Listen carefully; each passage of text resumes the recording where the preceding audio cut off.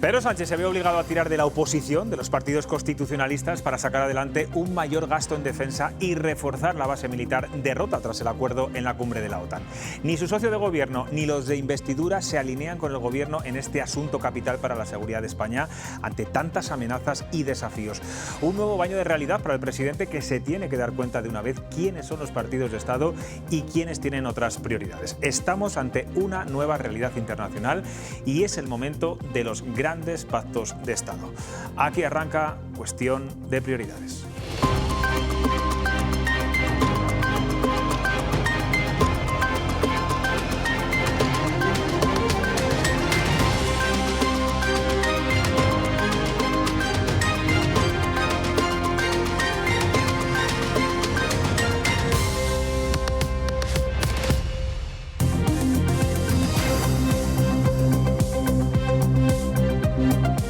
¿Qué tal están? Buenas noches. El coronavirus ha vuelto a repuntar en Castilla y León. Está de nuevo en fase de expansión. En algunas farmacias ya se está vendiendo test de antígenos casi de la misma forma que en diciembre, aunque eso sí, los síntomas siguen siendo leves. La Junta cree que es pronto aún para hablar de una séptima ola, pero aconseja usar la mascarilla este verano. Eso lo decía esta mañana el portavoz de la Junta, quien también ha explicado que ha comenzado a tramitarse la nueva norma de concordia que podría sustituir al decreto de memoria histórica. Luego lo analizaremos con los tertulianos. Hoy vamos a hablar mucho de la cumbre de la OTAN, que hoy ha finalizado en Madrid y que marca un punto de inflexión y un nuevo rumbo en todo lo que se refiere a la seguridad mundial. Entrevistaremos a uno de los periodistas que más saben sobre asuntos de defensa. Él es Juanjo Fernández, que nos dará algunas claves sobre la importancia de invertir más en gasto militar. Precisamente esa es la noticia del día en España. Pedro Sánchez se compromete a aumentar el presupuesto en defensa para conseguir que suponga un 2% del PIB en el año 2029, un reto que él se había marcado en principio para 2024, pero que ahora se alarga 5 años más. Consciente de que sus socios de gobierno no le van a apoyar, Lu García Ribote, buenas noches. Buenas noches, José Luis. ¿Qué mensajes les ha lanzado hoy a, sobre todo, Podemos? Pues les ha pedido un acuerdo de país que espera que trascienda a las cuestiones ideológicas. Dice Sánchez que la seguridad para preservar nuestro modelo de vida democrática no está garantizada y por eso pide a algunas formaciones políticas con una posición distinta sobre la OTAN que reflexionen. Mensaje directo a sus socios de gobierno, de los que espera que le apoyen para sacar adelante el refuerzo de los destructores americanos en la base naval de Rota.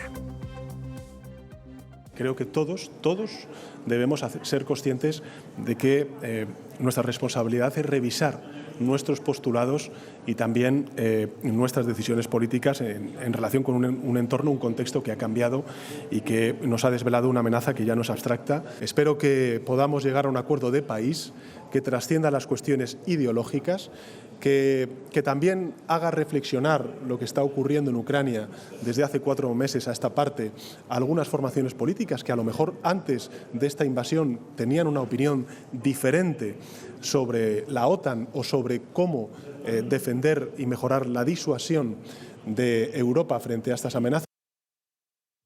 Tener que negociar y dialogar el presidente con Unidas Podemos, porque ellos tienen muy claros cuáles son sus prioridades de gasto. Sí, Belarra rechaza el aumento de gasto en defensa, lo ha dicho hoy claramente en los pasillos del Congreso. La ministra de Derechos Sociales ha insistido en que España no necesita más armamento, que lo prioritario son las rentas garantizadas y la atención primaria. Dice Belarra que aspira a convencer de su postura a todos los socios, incluido el PSOE.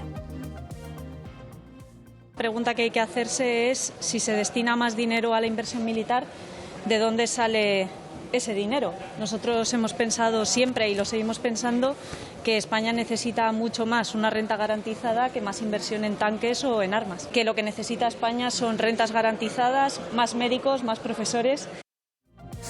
Bueno, y viendo el PSOE, lo complicado y el gobierno que va a tenerlo con sus socios de gobierno, ayer la ministra de Defensa llamó al Partido Popular, a González Pons, para pedir su apoyo. ¿Qué ha dicho hoy Alberto Núñez Feijóo? Bueno, pues el presidente del PP se ha mostrado abierto a pactar una política de Estado en materia de defensa, pero antes quiere conocer la propuesta concreta. Y ojo, porque Feijóo matiza, la proposición tiene que presentarla el gobierno en su totalidad.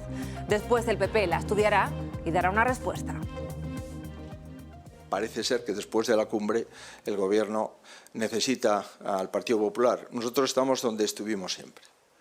Somos firmes partidarios de la Alianza Atlántica, somos firmes partidarios de tener una relación bilateral de confianza y de amistad con los Estados Unidos y, por tanto, no conocemos cuál es la propuesta de Estados Unidos, pero sí puede contar el Gobierno con nosotros para practicar una política de Estado. Bueno, España se siente satisfecha por el concepto de integridad territorial de la OTAN que ampara a Ceuta y a Melilla.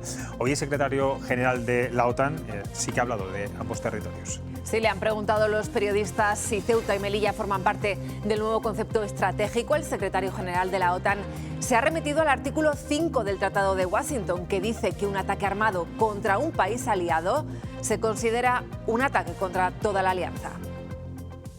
Which territories NATO protects in South America? Well, NATO is there to protect all allies against any threat.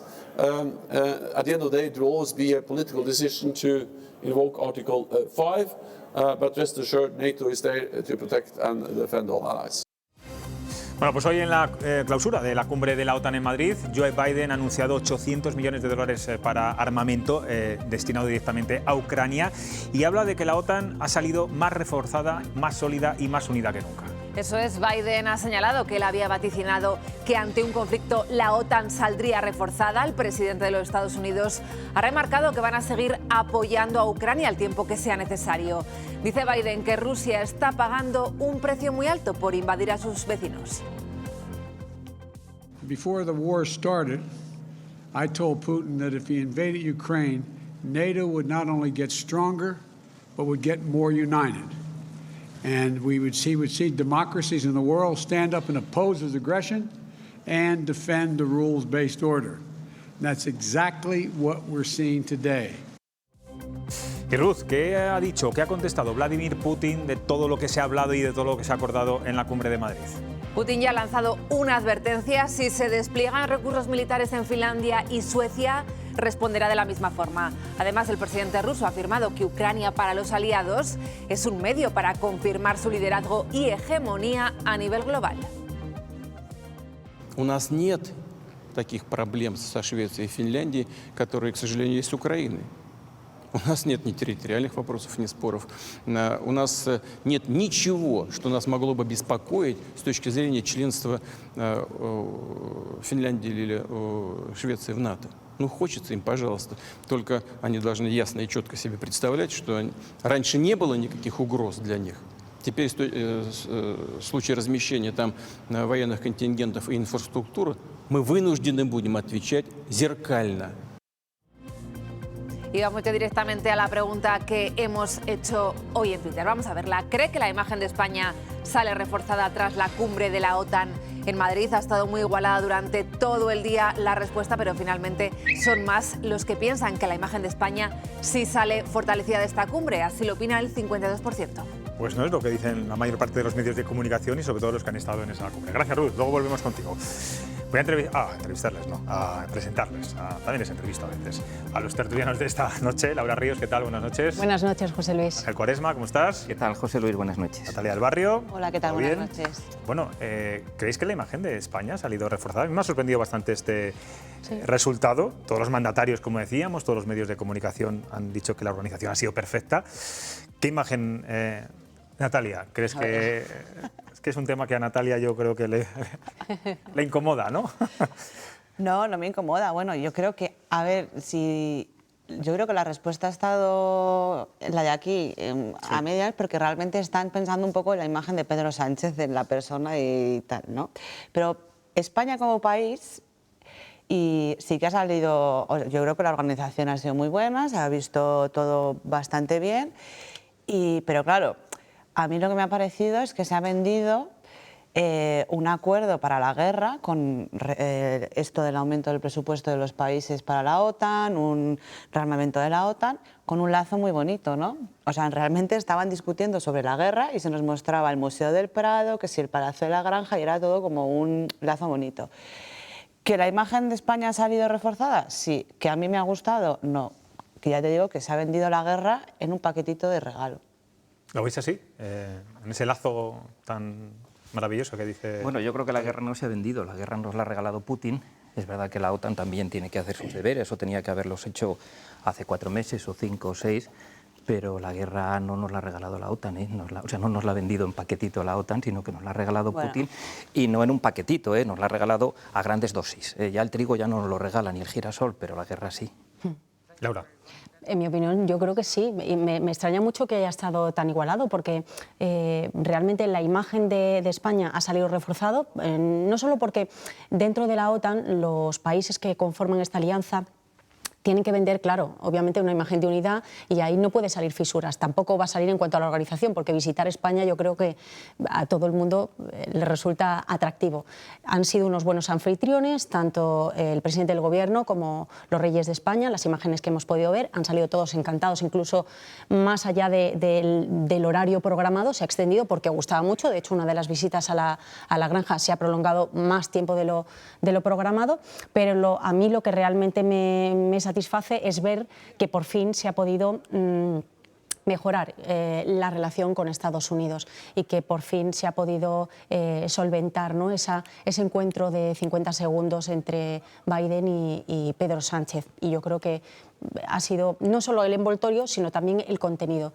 Luego habrá que ver la letra pequeña, ¿no?, porque hay asuntos que yo creo que España ha dejado pasar por alto. Bueno, ahora vamos ya directamente a lo que nos viene, que es la negociación, sobre todo para ese gasto en defensa. Una de las conclusiones a las que se ha llegado en esta cumbre de Madrid es que Europa está muy amenazada. No sé si tanto como nos imaginábamos, seguramente que más. ¿Veis necesario ese incremento del presupuesto en defensa en España que ha marcado Pedro Sánchez 2% del PIB en 2029? Natalia. Hombre, yo es que creo que la guerra tiene muchas caras de la moneda. O sea, yo aquí sí que estoy con Ione Belarra en de dónde se va a sacar el dinero y el 2% de inversión del PIB en el Ministerio de Defensa, en defensa. Pero también hay unas consecuencias sociales que no se ha hablado. La guerra no solo es ir a la guerra y luchar, ¿no? La guerra también, ya lo estamos viendo con la inflación, con un montón de cosas, tiene unos daños colaterales que son las personas y políticas sociales, y de eso no se está hablando para nada. No se está hablando de invertir más en sanidad, no se está hablando de invertir más en presupuesto social, y yo creo que también, si tú vas a invertir el 2% del PIB en defensa, también tendrás que hablar de cómo vas a invertir para la protección de las personas en el supuesto caso de que estemos tan amenazados como se dice que estamos. Bueno, yo, pues bienvenida a la izquierda, lo digo por la señora Belarra, no lo digo por mi compañera Natalia, bienvenida a la izquierda a la realidad presupuestaria. Claro que cuando hay que destinar unas partidas a un sitio, hay que quitarlas de otro y el dinero no se puede estirar como un chicle. Pero yo no sé por qué la señora Belarra o señorita Belarra Señora, siempre es que no lo sé, somos señoras. Pues bienvenida también a esos conceptos tan antiguos. Bueno. Pero yo no sé por qué la señora Belarra, como muy bien tú dices, piensa que el incremento del 2% en el presupuesto de defensa lo vamos a sacar de sanidad o de servicios sociales, ¿no? Se me ocurren un montón de cosas que a lo mejor a ella le afectan directamente para poder sacar ese 2% del presupuesto. Que es verdad que en términos absolutos es un montón de dinero, para una familia como las nuestras es una barbaridad, pero que para un presupuesto de todo un país moderno y avanzado como España, pues son 3 pesetitas, 8 años, ¿no? Vista, ¿eh? No estamos hablando de 2023, como era en un principio 2024, sino 2009. Sí, pero en cualquier caso supone duplicar el gasto. Yo lo único que comparto con Natalia y con la señora Belarra es que de dónde se va a sacar ese dinero, sobre todo porque España sigue pagando todavía la deuda de algunos planes especiales de armamento y eso quiero decir que se acumula, no elimina lo anterior, sigue acumulando, sigue sumando. ¿De dónde se va a sacar esa cantidad? Pero lo que sí es cierto es que esta reunión de la OTAN ha servido para actualizar los contenidos, para adaptarse a la nueva situación, y la realidad es que hay una amenaza clara de Rusia. Y aludías a que la guerra de Ucrania ha generado un impacto fuerte en la economía y bueno, pues la subida de los precios, pero es que estamos hablando de una crisis que es anterior a la guerra. Ya en verano se denunciaba y se exponía ante la opinión pública que la luz estaba subiendo, que estaba subiendo el IPC, y ahora estamos ya por encima del 10%. O sea, quiero decir que la guerra alimenta todo eso, pero ese escenario de crisis económica es anterior a la guerra. Bueno, no podemos achacarlo todo. Algunos factores sí y otros no. O sea, es verdad que el precio de la luz estaba ya desde antes de la guerra, pero otros factores a los que se le asume la mayor parte de la subida de la inflación, como es el precio del petróleo o el menor valor del euro frente al dólar, etcétera, etcétera, son consecuencia directa de la guerra. Entonces tú, cuando estás hablando de guerra, tienes que hablar también de presupuesto social para hacer frente a las personas que sufren la guerra, porque la guerra no es un ente que no afecta a nadie. La guerra guerra hay, evidentemente, hay muertes de guerra y luego hay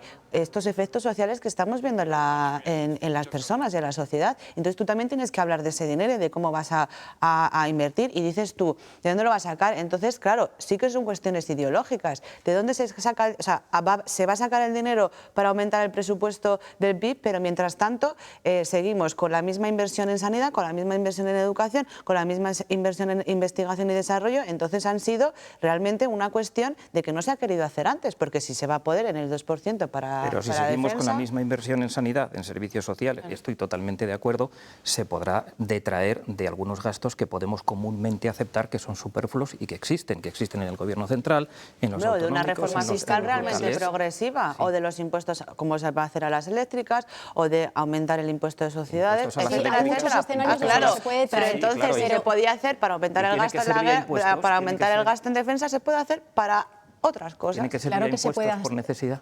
Hombre, yo no soy la ministra de Hacienda y entonces yo no sé por dónde se saca. Ese dinero no se sabe de dónde se va a sacar. Es una respuesta que tendrá que hacer Sánchez para convencer a sus socios de gobierno. Detraer de... Entonces, pues bueno, hombre, no creo que... Sí, ya, los gastos superfluos. Es que hablamos de cosas que realmente no van a llegar a los 1.000 millones de euros que se supone que van a aumentar. Ojalá fueran los gastos superfluos, solo 1.000 millones de euros. Ojalá. Desde el punto de vista político, ¿qué puede pasar si el Gobierno finalmente, Pedro Sánchez, solo consigue los apoyos en estos momentos de Partido Popular, de Vox y de Ciudadanos, y no de su socio de gobierno ni de los partidos, sus socios de investidura? ¿O no pasa nada? ¿O no va a pasar nada? Pero es que el Partido Popular no da un cheque en blanco. Vamos, yo por lo que entiendo de las palabras perdón, Rajoy no, Feijóo, cabaño, por lo que entiendo por el líder del PP es que lo que quiere es un acuerdo conjunto del Gobierno, de PSOE y de Unidas Podemos. Y yo no creo que Podemos, con su etiqueta antibélica, vaya a apoyar esto que ha aprobado ahí. Luego otra cosa es que pueda desarrollarlo el Gobierno, porque tampoco los partidos que le apoyan en el Parlamento están a favor de eso, con lo cual aquí el Partido Socialista está solo y con un PP que, bueno, le apoya, pero le está exigiendo de entrada unidad del Gobierno. Eso erosiona un poco a los socios. Yo creo, entre comillas, es una barbaridad lo que voy a decir. Yo creo que es irrelevante las consecuencias en el Gobierno, pero irrelevantes con todas las reservas y todas las comillas del mundo. A ver, parlamentariamente ¿No crees que vaya a ocurrir una crisis de gobierno, ni se rompa el pacto? No, por dos razones. Primero, estamos hablando de temas capitales, temas de seguridad, vamos a separar mucho a la gente. el legislativo de ejecutivo. En el legislativo, el Partido Socialista, el grupo mayoritario, no necesita a Podemos para sacar adelante esta decisión. Y en el Gobierno, por un quítame allá esas pajas, no van a arriesgarse ninguno a romper el Gobierno, que haya una convocatoria de elecciones, que probablemente vuelvan a ganar en coalición, pero que siempre hay riesgo de no ganar y de dejar de gobernar. Entonces yo creo que no va a pasar nada. Natalia. Digo creo, que no... No lo sé. ¿Puede Podemos echar marcha atrás en algún aspecto? Estoy pensando en reforzar militarmente la base de Rota. ¿O crees que es una máxima de que de ahí no va a salir? A ver, es que yo creo que esto tiene de verdad... O sea, porque, por ejemplo, ¿en qué consiste el acuerdo de Rota? Porque Zapatero ya firmó un acuerdo de ampliar y luego no se cumplían los derechos... No se cumplió el acuerdo en la base de Rota. O sea, se incumplieron los... se decía que se iba a contratar a empresas de allí y no se contrató, sino que se contrataba a subempresas americanas. Se decía que iba a dar trabajo y resulta que no. Luego, al final, en la base de Rota lo que hacen es intentar contratar para no aplicar los derechos laborales que tenemos en España, que evidentemente ya sabemos que son muchos mejores que los de los americanos. Entonces, claro, a ver en qué consiste este acuerdo de ampliación de la base de Rota. Eso es lo primero, que no sabemos nada. Lo segundo, a ver en qué consiste y de dónde van a sacar el 2%. Yo creo que va a tener que negociar, pero mucho, este asunto. Y también con el Partido Popular. Es mi impresión, porque coincido con Laura en que no va a dar un cheque en blanco. Yo hay una cosa en la que estoy de acuerdo con Natalia, y es que... Solo una. No, bueno, y probablemente haya más, y es que el artículo, en eso estoy de acuerdo, y también en que en el artículo 3 de aquel famoso referéndum de entrada en la OTAN que apoyó el gobierno socialista de Felipe González, el artículo 3 de aquella convocatoria reflejaba expresamente la entrada de España en la OTAN, pero la reducción progresiva de la presencia de Estados Unidos, en concreto en la base de Rota, que sí se produjo en muy poca cantidad, pero que ahora se va a aumentar si sale adelante. Pero el escenario era completamente diferente. Claro, es que precisamente por eso se han reunido, por eso han celebrado una cumbre. Recordar que la OTAN, reactualizar. Francia decía que no servía para nada, y hoy la OTAN, a día de hoy, ha salido reforzada totalmente de esta cumbre de Madrid. Bueno, vamos a seguir con la cumbre de la OTAN, donde todos los países integrantes están de acuerdo en que Europa tiene que estar más militarizada ante un mayor riesgo de amenaza internacional, sobre todo de Rusia. Vamos a entrevistar a uno de los periodistas que más sabe en España de las cuestiones de defensa, está especializado en este área. Él además es de Valladolid, aunque bueno, lleva muchos años trabajando en Madrid, publica artículos sobre estos asuntos en El Confidencial, y como está pasando por el COVID, bueno, pues además, como muchos españoles estos días, vamos a entrevistarle vía Zoom. Él es Juanjo Fernández. Buenas noches, compañero, ¿qué tal estás? ¿Qué tal? Muy buenas, José Luis, ¿qué tal? Bueno, Juanjo, se está hablando, lo estabas escuchando mucho estos días, del aumento del presupuesto en defensa. Pedro Sánchez se ha comprometido a llegar al 2% del PIB del gasto militar en 2029. ¿Qué supondría este incremento, teniendo en cuenta que España está en la cola en este tipo de gasto? Pues efectivamente, como bien dices, España está en la cola, solamente superado por atrás por Luxemburgo en lo que es el porcentaje de inversión en defensa de su PIB. Hemos estado años atrás invirtiendo en defensa del entorno de un 1,2%, hablamos de unos 14.500 millones de euros en el 2020, y este año pues la cifra realmente es el 1,0 algo, pues aproximadamente unos 13.000 millones de euros. Pasar a un 2% pues supone ponerse en la cifra esta mágica de la que se habla de equiparar las inversiones en defensa del resto de países de la OTAN. Esto para España supondría el pasar a 26.000 millones, prácticamente, o sea, duplicar, prácticamente otros 13.000 millones más. Claro, hablamos de un horizonte lejano, en el 2029, no es un horizonte muy cercano. De todas formas, ¿cómo ha cambiado el cuento, ¿no? En poco tiempo, tú que llevas haciendo seguimiento en España de este asunto, no hace tanto que el Gobierno no quería incrementar el gasto en defensa, se llegó a cuestionar muchas veces la base militar de Rota, y ahora esta base se va a reforzar con 2 destructores más tras el acuerdo entre Sánchez y Biden.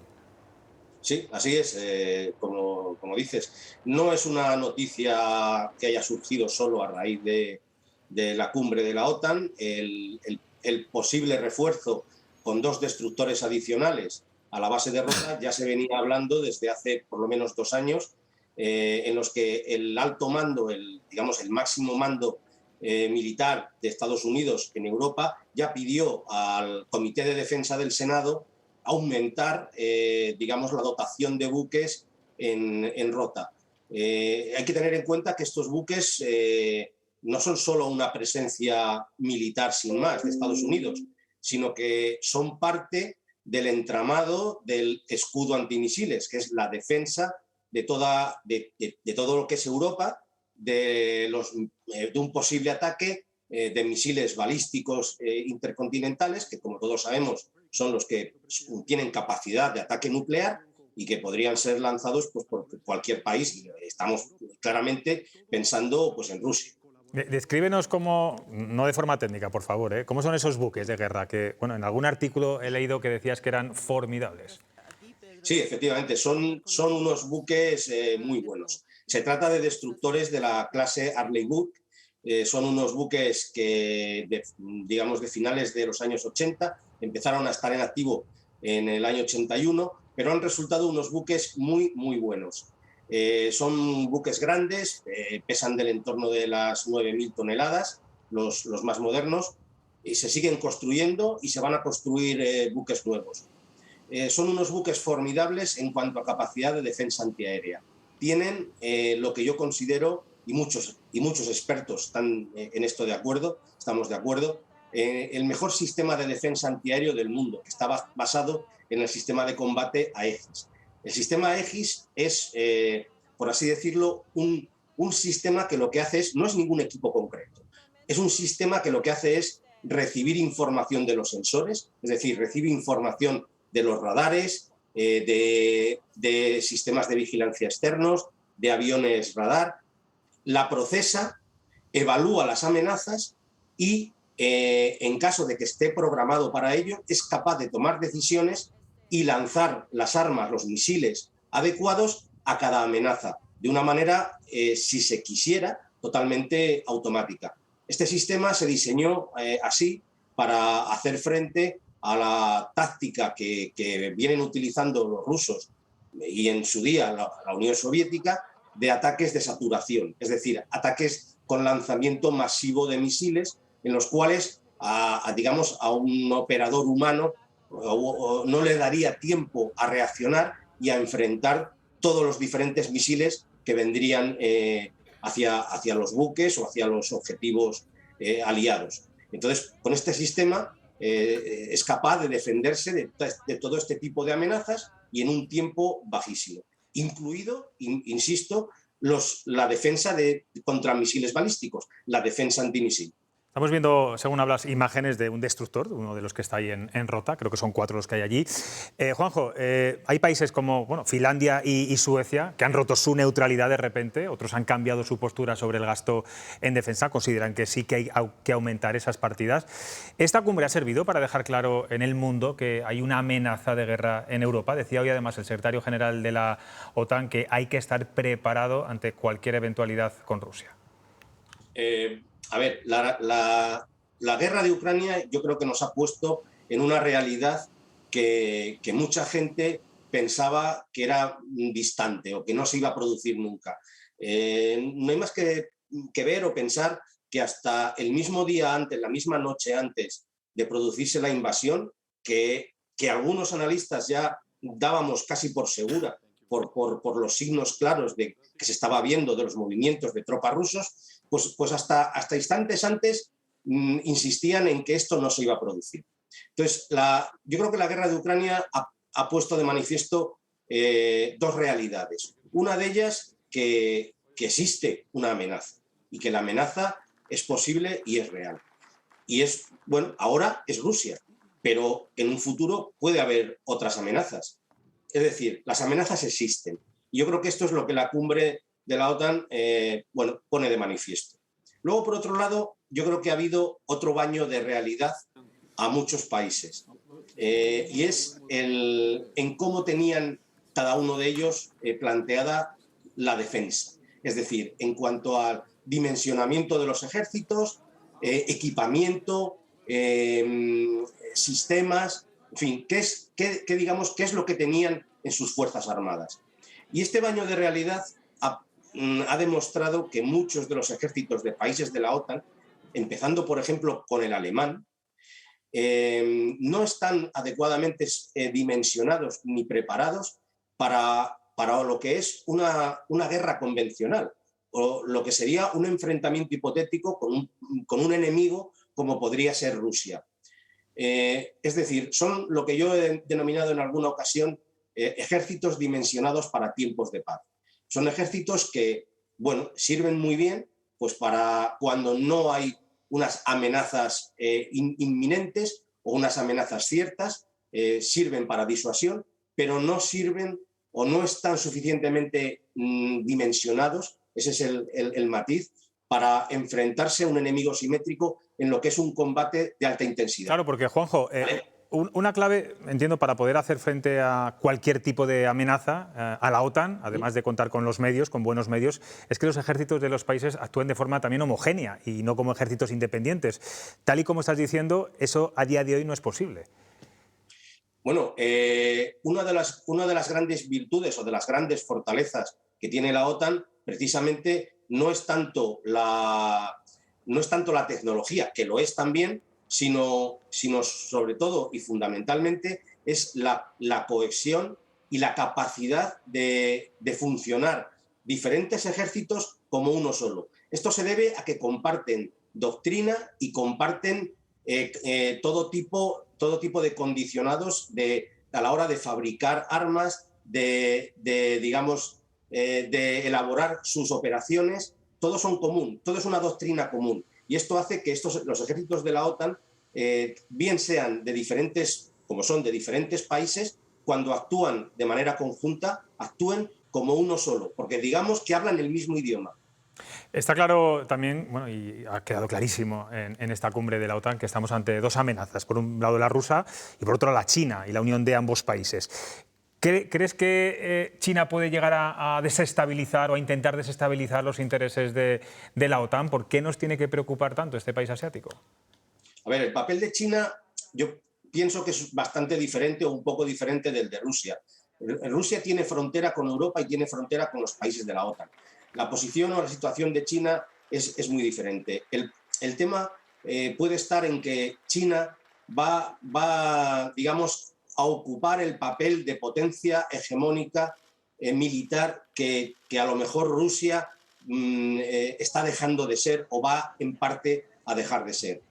China está teniendo una influencia cada vez mayor en el Pacífico y está además haciendo algo que es muy difícil de hacer, y es molestar absolutamente a todos los países que tiene alrededor, incluido viejos aliados como puede ser Vietnam, como puede ser Indonesia, en fin, con muchos países.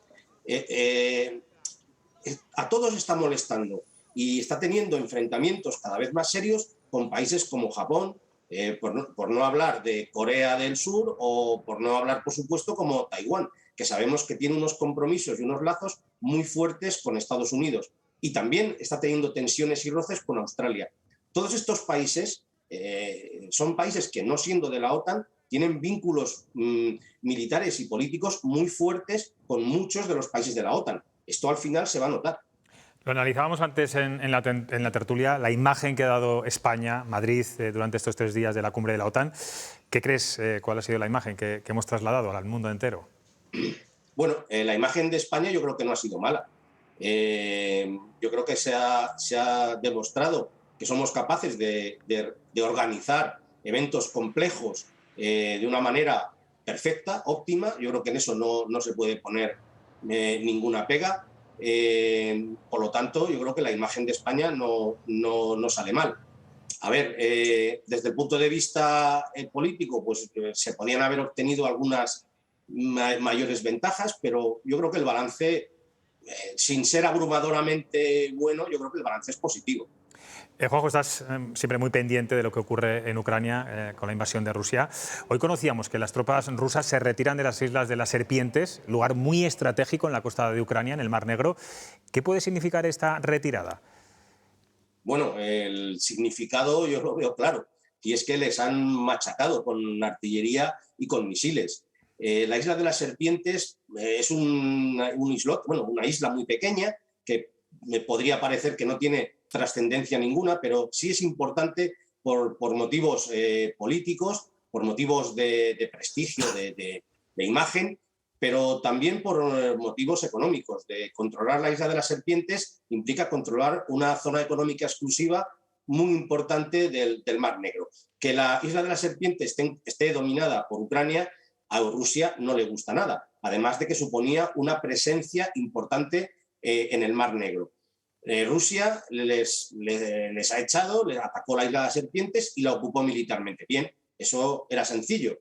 El problema ahora es mantenerlo. Y lo que está demostrando Ucrania es que cada vez tiene más capacidad militar y más capacidad de realizar ataques contundentes y de precisión. Lo que ha hecho con la Isla de las Serpientes es utilizar toda su potencia, todo el material que le está llegando ahora mismo de Occidente, lanzacohetes de alta precisión y de largo alcance, artillería pesada, misiles, y la isla es fácil de atacar. Una vez que la isla queda indefensa porque ha sido prácticamente arrasada o no les merece a los rusos el mantener ahí unas tropas que saben que las van a acabar perdiendo, pues se han retirado.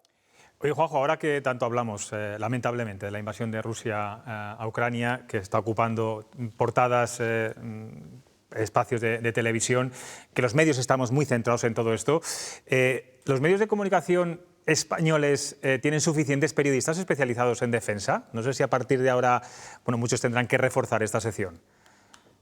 Bueno, la verdad es que no había demasiados. El tema del periodismo especializado en defensa, bueno, pues ha sido un tema que hasta ahora pues no ha sido muy tenido en cuenta, la verdad, por los medios de comunicación en general. Yo creo que la guerra de Ucrania también ha supuesto una cierta revolución en en este tema. Y la verdad es que, bueno, los que veníamos dedicándonos a esto desde hace años, pues bien porque escribíamos también en revistas especializadas y conocemos, digamos, la tecnología y digamos el entorno y el entramado militar, bueno, pues también estamos teniendo pues un poco nuestro hueco ahora. Yo creo que a partir de ahora los medios van a seguir prestando más atención a la defensa y además haciéndolo de un modo más profesional, más técnico. No digo que antes hiciera mal, pero bueno, hablando con mayor precisión, utilizando una terminología más correcta, en fin, mejor. Bueno, estáis sirviendo de muchísima ayuda, sois grandes asesores en estos momentos, lamentablemente, como decía antes, por la guerra de Ucrania. Tengo 3 tertulianos aquí como dices, conmigo. José Luis, ojalá no tuviéramos que intervenir. Ojalá. Tengo 3 tertulianos que me acompañan que también te van a hacer alguna pregunta. Natalia del Barrio. Hola, buenas noches. Yo quería preguntarle muy brevemente si la Unión Europea ha fracasado en su política de seguridad y política exterior. Bueno, en su política exterior no lo sé, ¿no?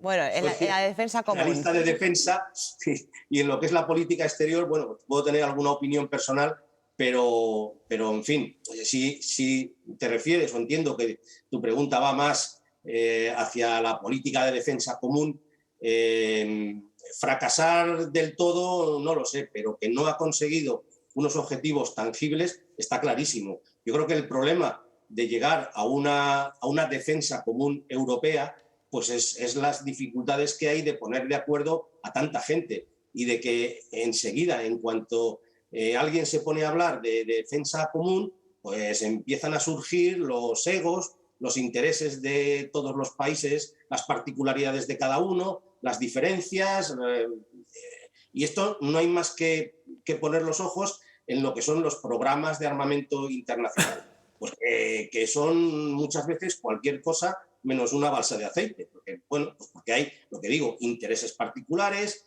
hay egos, hay diferencias y que en general es muy difícil poner de acuerdo a muchas personas. Y en la Unión Europea pues somos un conjunto de muchas personas y a veces cuesta ponerse de acuerdo. Ángel Cuaresma. Hola, Juanjo, buenas noches. Mira, no te voy a preguntar exactamente sobre defensa, pero quería saber tu opinión como persona que viaja y que viaja además de manera privilegiada. Fuera de España, ¿qué imagen o qué opinión se tiene de España? Me refiero a cómo es nuestro país, cómo funcionan nuestros servicios públicos, cómo es nuestra sociedad. ¿Qué imagen hay de España en los países por los que tú viajas? Sí. Pues la imagen que se tiene de España fuera es bastante buena. Yo creo que es muy buena. El sistema sanitario español, pues yo creo que tiene fama. De hecho, pues bueno, todos sabemos que hay muchos europeos pues, que vienen a España pensando incluso en utilizar el sistema sanitario. O sea, que la imagen de España fuera, yo francamente creo que es buena. Y permíteme que me vaya al terreno mío, que es desde el punto de vista militar. Y desde el punto de vista militar diré que nuestras Fuerzas Armadas posiblemente tengan deficiencias en el aspecto material, pero en el aspecto profesional están al nivel de cualquier país mundial.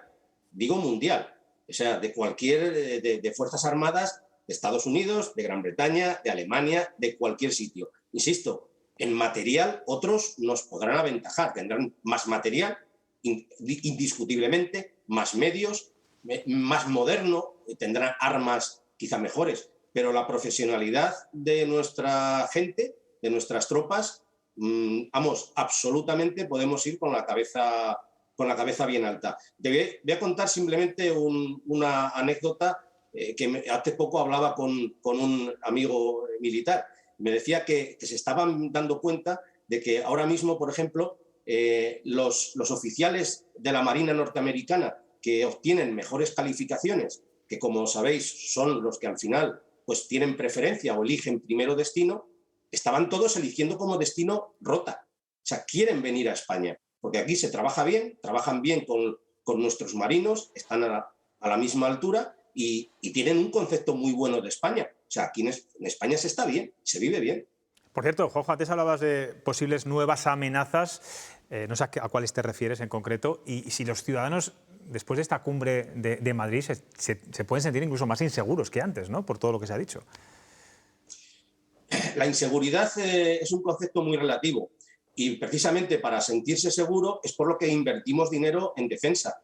La inversión en defensa, yo creo que no hay que complicarse la vida. Es exactamente igual a la inversión en seguridad que podemos hacer en nuestra casa. O sea, todos podemos pensar que vivimos en un mundo muy seguro y muy tranquilo y en un barrio muy bueno, pero todos tenemos en nuestra casa nuestra puerta blindada con nuestra cerradura y nos vamos de casa y cerramos con llave. Es decir, y eso a otra escala, obviamente, es un ejemplo, no deja de ser una inversión en defensa.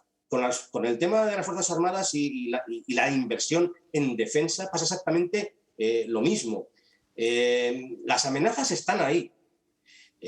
Rusia, se ha convertido en una amenaza tangible porque ha iniciado una operación militar de invasión de otro país. Y esto es así de claro. Y no lo podemos llamar de otra manera. Es eso. Sí, es una buena comparación lo de la puerta blindada y cómo intentamos siempre poner seguridad en nuestros hogares. Laura, por último. Buenas noches, Juanjo. Gracias por tu explicación. Lo primero, y quería preguntarte sobre la cumbre de la OTAN.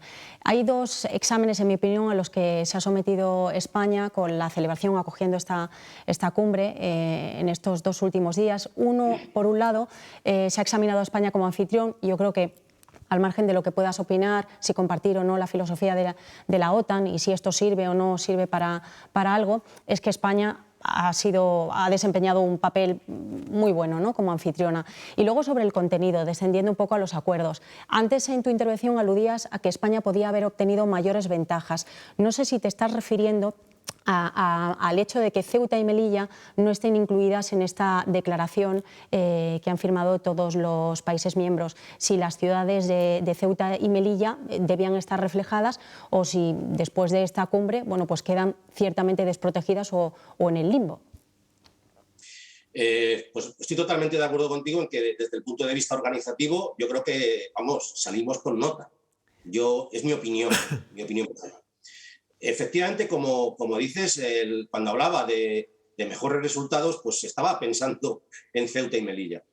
¿Qué me hubiera gustado? ¿Cuál hubiera sido el óptimo? Pues que hubiera habido una mención explícita. Exactamente, que había menciones explícitas a territorios de Francia fuera de la Francia metropolitana. Eso hubiera sido el óptimo. Pero como todos sabemos, entre el nada o lo muy ambiguo, que era lo que había antes, donde realmente si íbamos a la textualidad de la letra de lo que decía la OTAN sobre el artículo 5, pues Ceuta y Melilla quedaban fuera porque no eran un territorio europeo. Bueno, ahora, al hablar de integridad y soberanía territorial de los países sin esa excepcionalidad o sin esa restricción a Europa, está claro que se interpreta, debemos interpretar, que Ceuta y Melilla están incorporadas. Pero ojo, esto no nos debe tampoco tranquilizar al 100% o dejarnos, vale, ya está. Porque el propio secretario general, como bien pusisteis en un vídeo antes, que os estaba siguiendo, pues cuando le han preguntado, pues él ha salido un poco, sí, se va la integridad y tal. Es decir, Ceuta y Melilla, como sabemos, pues es un territorio que Marruecos tiene unas pretensiones ahí que, aunque Melilla, por ejemplo, sea muchísimo más antigua, o sea, es española desde muchísimo antes que el propio reino de Marruecos. Pero bueno, es decir, en definitiva, ¿qué me hubiera gustado? Una mención explícita, el óptimo. Entre ese óptimo y lo que había antes, pues tenemos una solución mejor. Es decir, resultado positivo. No es el 10, pero bueno, tenemos un 5,5, un 6. Bueno, aprobado casi un bien, ¿no?, que decíamos cuando éramos pequeños. Pues Juanjo Fernández, oye, muy chulo tu museo de la artillería que tienes ahí en tu casa, en la habitación. Como decía, es el despacho de un analista de defensa. Hombre, cómo no, claro. El contexto es importante. Cuídate mucho, no has tosido nada, que ayer cuando hablé contigo tenías mucha tos. Recupérate pronto. Creo que quieres saludar a alguien. Sí, bueno, gracias José Luis, quería mandar un abrazo muy fuerte a Chema Nieto, a José María Nieto, que es un gran artista del humor y de la ilustración, a quien admiro muchísimo. También a la gente de la Brigada Galicia, es una brigada, a su general, Luis Cortés Delgado, a quien tengo muchísimo aprecio, y por supuesto, como no, al regimiento vallisoletano por antonomasia, que es el regimiento de caballería Farnesio.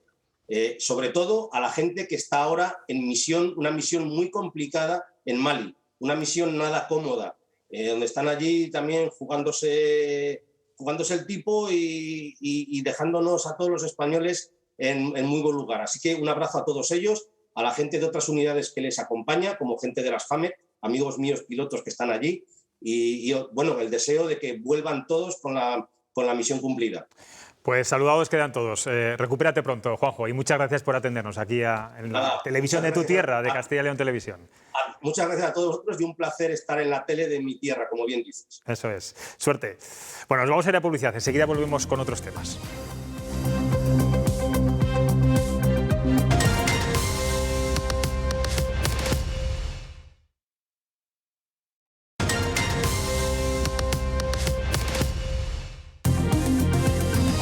Estamos a 2 minutos de las 10:25 de la noche. La Junta de Castilla y León ya está redactando la norma de concordia, era una de las exigencias que imponía Vox en el pacto con el PP. Aún no se sabe si será un decreto o tendrá rango de ley, pero posiblemente sustituya el decreto de memoria histórica aprobado durante el gobierno de Juan Vicente Herrera. El portavoz del gobierno regional marca diferencias entre esta propuesta con la normativa nacional, que a su juicio se plantea como un elemento para dar satisfacción solamente a Bildu. Carriedo garantiza que con la nueva norma de concordia se sentirá cómoda la ciudadanía, el Partido Popular y Vox.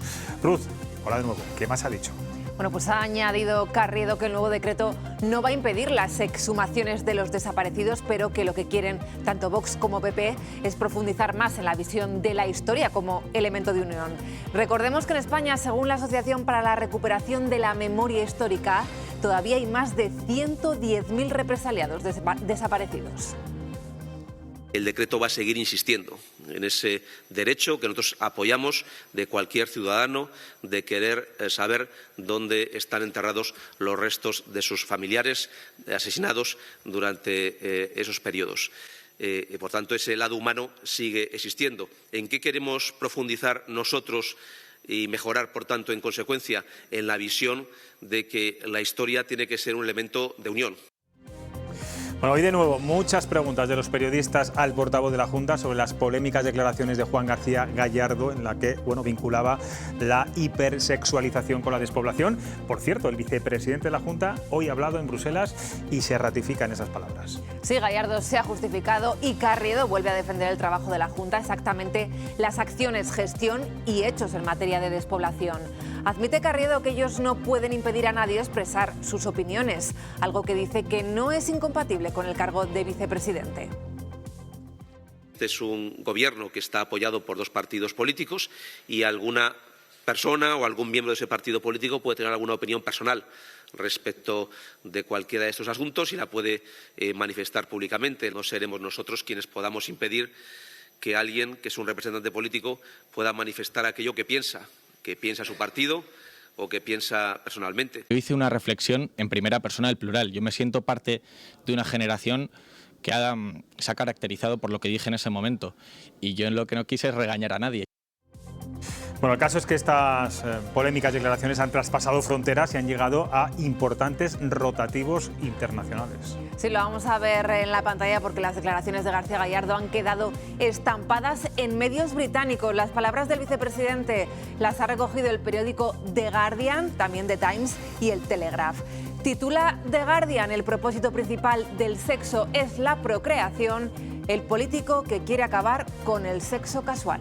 Bueno, hoy de este asunto no se ha hablado en el Consejo Económico y Social que se ha reunido hoy y que ha trasladado 686 recomendaciones a la Junta y a las Cortes de Castilla y León para mejorar el futuro de la comunidad.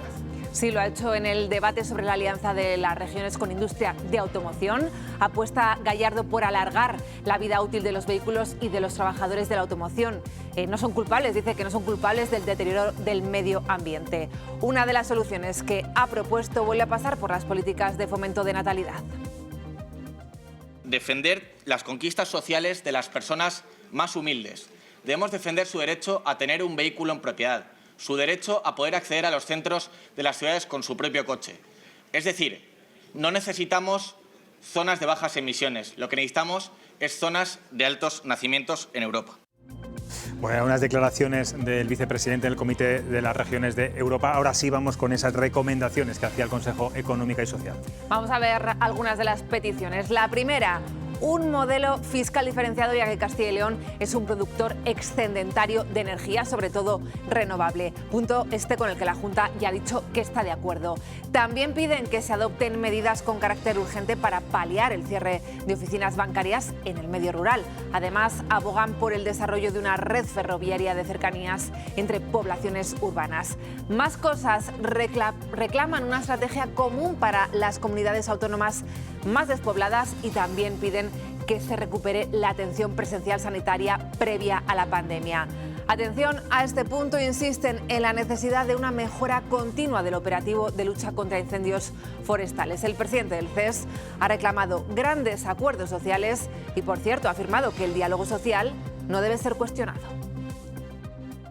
Los interlocutores sociales en nuestra comunidad, sin duda, funcionan de manera sobresaliente. Las personas que los dirigen son personas muy conocedoras de la realidad y con un alto nivel institucional, y por tanto creo que esa es una vía y es en sí mismo un tesoro, una herramienta clave que dispone Castilla y León y que hay que utilizar.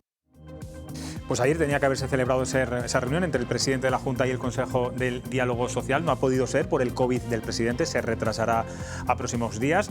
Hoy los sindicatos han vuelto a cargar contra la decisión de la Junta de reducir las subvenciones. Eso es, los sindicatos han exigido al consejero de Industria lealtad y también le han pedido que deje de mentir. Escuchen.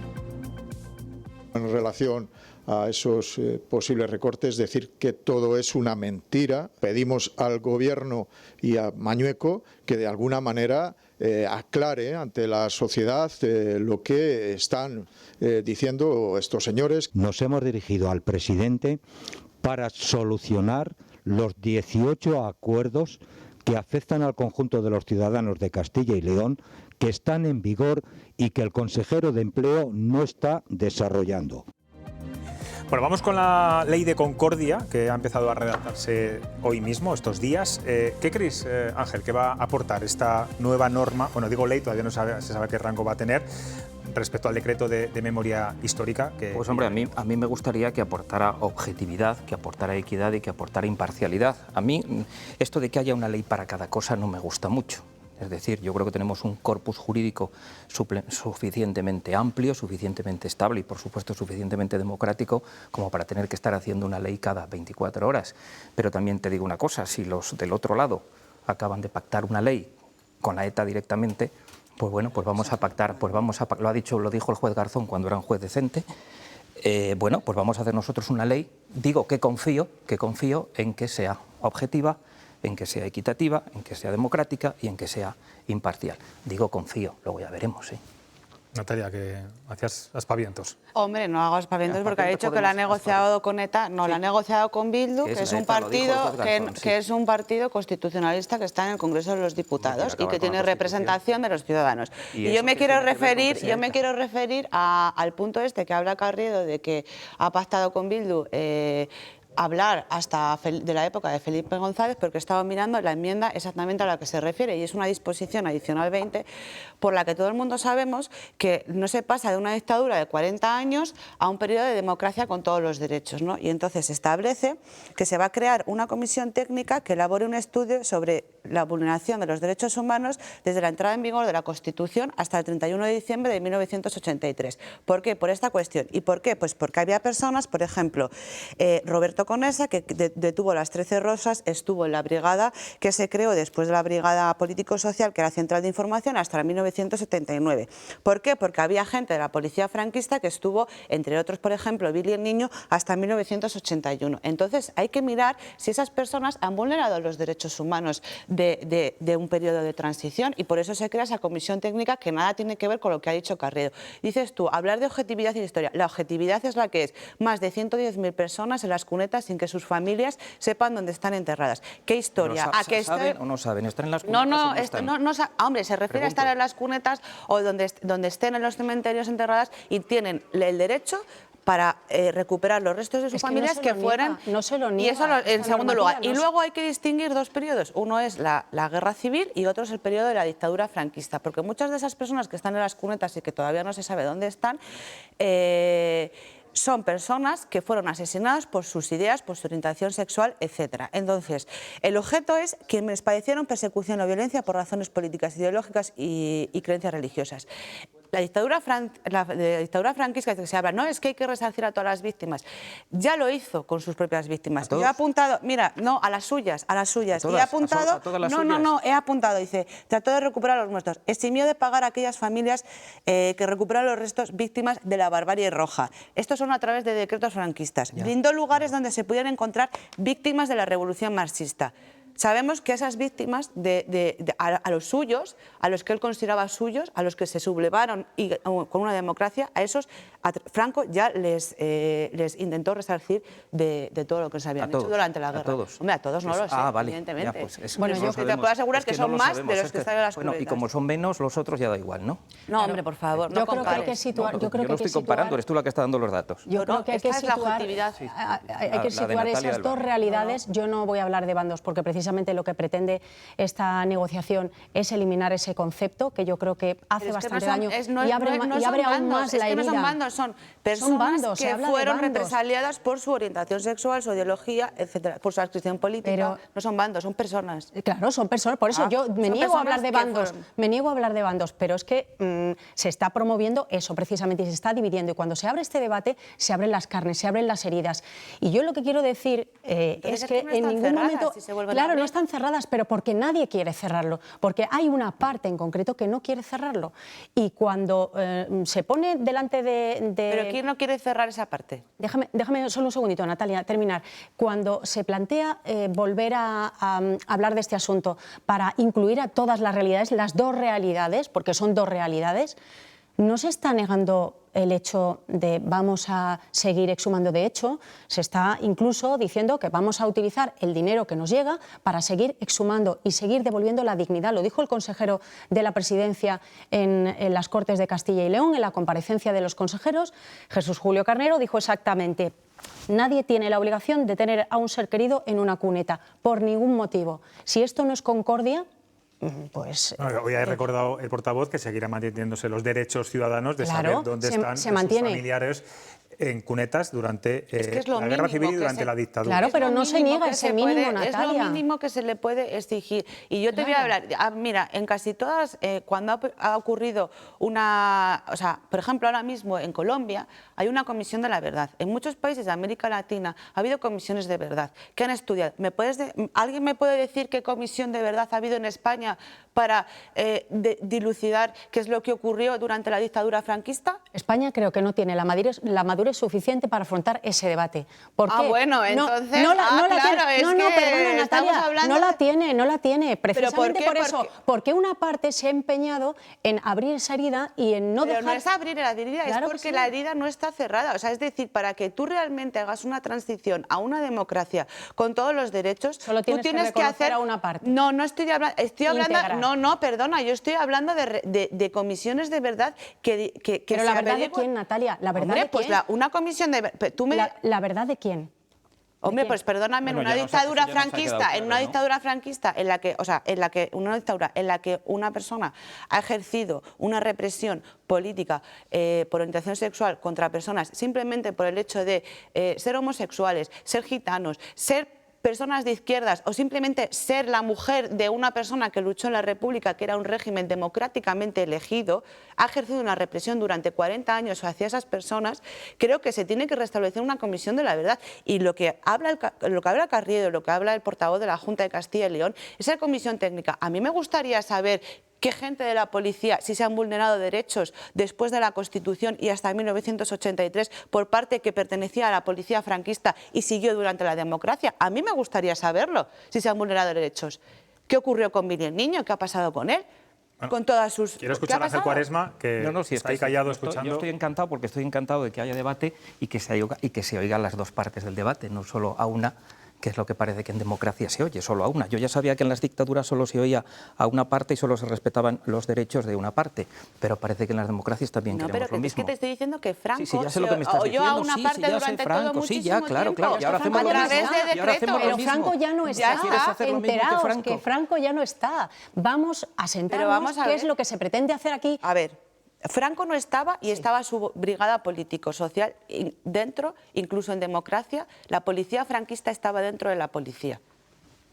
Franco no está, pero todo el sistema y todo el entramado y personas que pertenecieron al régimen de Franco están y siguen presentes.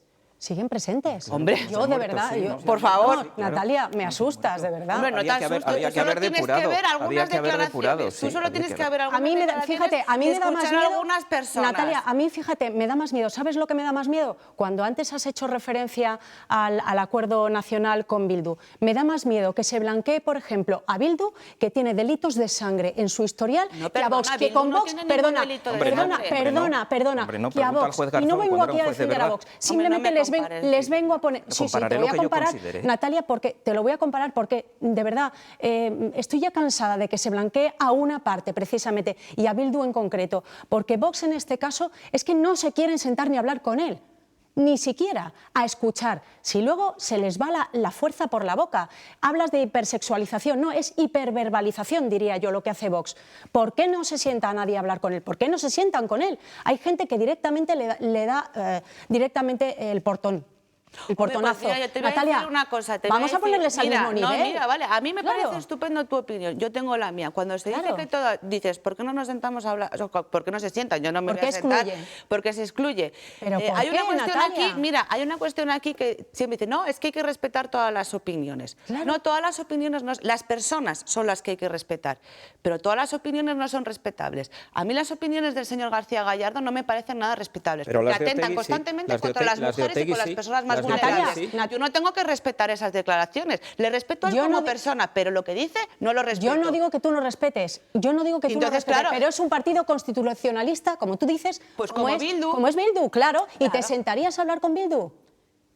Yo no soy política. Bueno, sí, eso es lo primero. Vamos a ponernos eso es lo primero. Escenario. Pero ha hecho más Bildu por la reconciliación de este país que lo está haciendo Vox. Por favor, si no ha pedido perdón. Si no ha pedido perdón. Muertos. No ha pedido mujeres perdón. torturadas, hombres torturados, ¿Cuándo? ¿Dónde? La palabra perdón la ha pronunciado.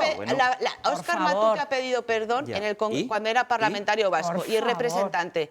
Merche, que es la portavoz, Azpirúa, Merche es la portavoz, va al homenaje de las víctimas del terrorismo. Merche o señora Azpirúa. ¿Y cuántos, perdona, ¿y cuántos homenajes a terroristas se hace? ¿Y cuántos se sigue haciendo en recuerdo a la banda terrorista? La herida tenemos que cerrar, la herida de Franco, pero la herida de ETA no la tenemos que cerrar. Yo estoy poniendo dos realidades. No, Natalia, estoy comparando dos realidades ahora mismo. Dos realidades. Porque digo, si tratamos de una manera a uno, tratamos a otro. Y eso lo llevo a la concordia, a la ley, al decreto, a lo que sea, lo que perdona, decida Laura, la Junta. es que Franco no está, pero Otegi sí está. Otegi está, y la señora Azpirúa está, y el señor Matute está, y podemos seguir haciendo la lista de los que están, que han matado, que han secuestrado. Si tú tienes constancia de que la señora Azpirúa ha matado y que Óscar Matute ha matado, pues te vas a ir. Es heredera, claro, es heredera. No, perdona, es heredera ideológica. Es heredera ideológica. Sé perfectamente lo que sé. Estar representados en el Congreso de los Diputados y se con la normativa electoral que tenemos, y lo sé perfectamente. Es un debate muy interesante, de verdad. Yo estaba aquí pero además, lo que queda claro es quién está con la ETA y quién está contra la ETA. Eso es lo que más me gusta a mí de este debate. Hombre, perdona, que digas eso tampoco te pases, porque yo estoy en contra de ETA, vamos. Bueno, vale, pues me alegra saberlo. Me parece que has hecho una banalización bastante No, yo no banalizo. considerable. 857 muertos banalizados, ni hablar, ¿eh? Ni hablar. Me estás diciendo que sí, porque defiendo a Bildu y estoy con la ETA, pues para nada. Pero tú ya has dicho que no la defiendes, pues me alegra saberlo, me alegra saberlo. Pero hay que saber... yo te tengo que decir... No tienes que decir nada, pero vienes a la tertulia, pues di lo que quieras. Lo que hay que decir, Natalia, lo que hay que reconocer es de qué lado está Bildu. ¿De qué lado está Bildu?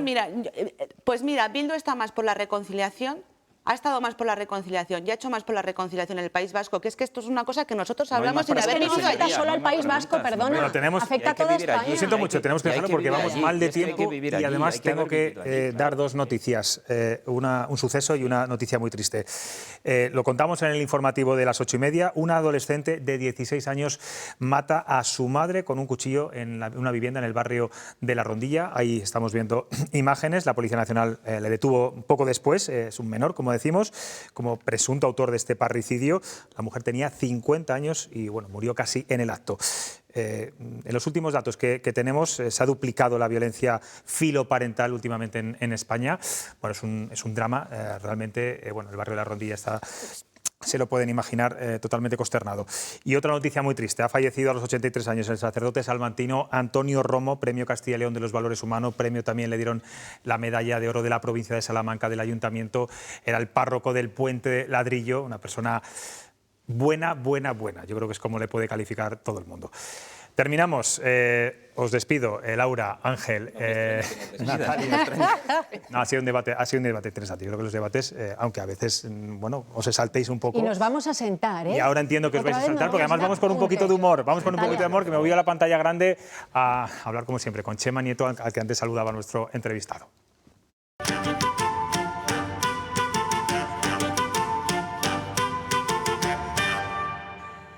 Buenas noches, Chema. Pero bueno, no me digas que te has vuelto a poner la mascarilla. Buenas noches, José Luis. Es para ir acostumbrándome. Y es que cuando parecía que el COVID era agua pasada, la incidencia se ha disparado. Y la semana pasada tuvimos 7.600 contagios en Castilla y León, un 41% más que la semana anterior.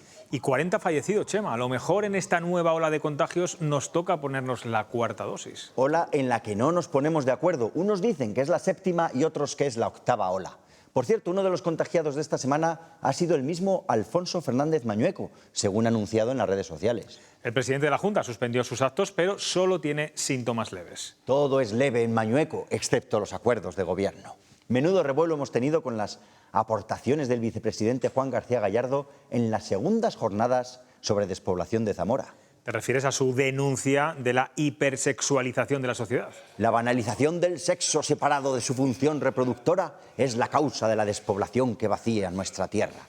Resulta que los castellanos y leoneses y las castellanas y las leonesas vivimos entregados a la lujuria, y te lo dice uno de Burgos. El enhiesto surtidor de sombra y sueño que acongojas al cielo con tu lanza ya no se refiere al ciprés de Silos, sino a otro tipo de enhiesto surtidor. La oposición no ha tardado en ridiculizar estas declaraciones del vicepresidente. Gallardo puede tener parte de razón. En estos tiempos del Tinder, el sexo ocasional está sustituyendo a las relaciones duraderas. Pero qué miedo da ver al poder político metiéndose en la vida de la gente, José Luis. El propio presidente de la Junta, Chema, se ha desmarcado de estos planteamientos. Esto nos lleva a un inesperado deslizamiento político. Las excentricidades de Vox, en lugar de arrastrar a su socio de gobierno a posiciones conservadoras, lo empujan a desmarcarse, de modo que el PP se acerca más que nunca a los postulados del PSOE. Es verdad, incluso hemos visto estos días al PP reivindicando la fiesta del orgullo LGTB en Twitter. No podemos rendirnos cuando las luchas son justas, clama Mañueco en las redes, envuelto en la bandera arcoíris. A ver si nuestros progresistas de todos los partidos se atreven a llevar la bandera LGTB al Mundial de Qatar, o si es una fiebre pasajera, como el COVID del presidente. Bueno, en vez de hipersexualización, lo que hay que hablar ahora es de hiperpostureo también. Hiperpostureo. Yo, por si acaso, me voy a poner la mascarilla otra vez, que las palabras de los políticos se las lleva el viento, pero los virus permanecen entre nosotros. Vaya, ahora que ya me había acostumbrado a verte el rostro entero. Bueno, yo de momento seguiré a cara descubierta. Nosotros nos vamos, les esperamos el próximo lunes aquí en las 7 de Castilla y León Televisión. Descansen y disfruten del fin de semana. Adiós.